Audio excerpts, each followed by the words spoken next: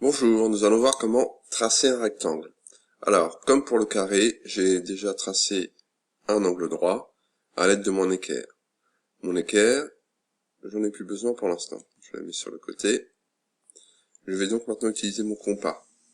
Je plante la pointe du compas dans l'angle droit. Je vais choisir une longueur. Voilà. Hop, je vais choisir une longueur, un peu plus longue. Voilà, ça ce sera ma longueur. Je trace un arc de cercle. Hop, j'obtiens donc un point. Mon rectangle fera cette longueur-là. Je vais maintenant trouver une largeur. Alors, hop, ma largeur c'est de ce côté-là, le plus petit côté. Donc on va faire plus petit, on va choisir au hasard, on choisit cette largeur-là, pardon. Je trace un arc de cercle.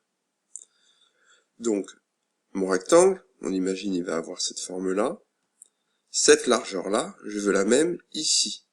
Du coup, sans toucher à l'ouverture de mon compas, je viens le planter sur le point que j'avais trouvé dans la longueur. Et je trace un arc de cercle.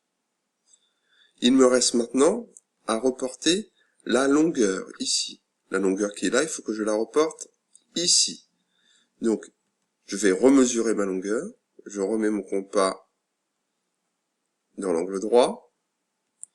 Et je vais remesurer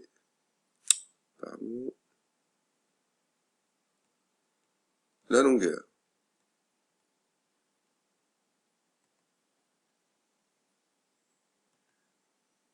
Voilà, là on est exactement pareil. Je vais venir faire glisser mon compas en bas. On aura bien le côté du haut, la longueur du haut, qui sera la même que la longueur du bas. Et je trace. Hop, mon compas, j'en ai plus besoin, je le mets sur le côté. On a bien un point d'angle droit, les deux autres points que l'on a trouvés, et le quatrième point ici. Il ne me reste plus qu'à tracer. Alors c'est toujours compliqué de tracer avec l'ordinateur, on va essayer de faire ça bien.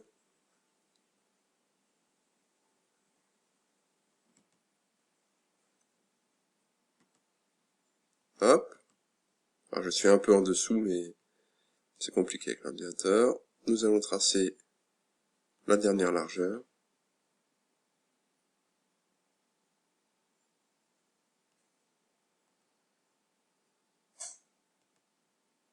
Hop.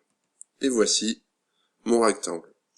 Un rectangle parfait avec 4 angles droits, 2 côtés qui sont de la même longueur, et 2 autres côtés qui sont aussi de la même longueur. D'une autre longueur, mais la même. Voilà. Bon courage.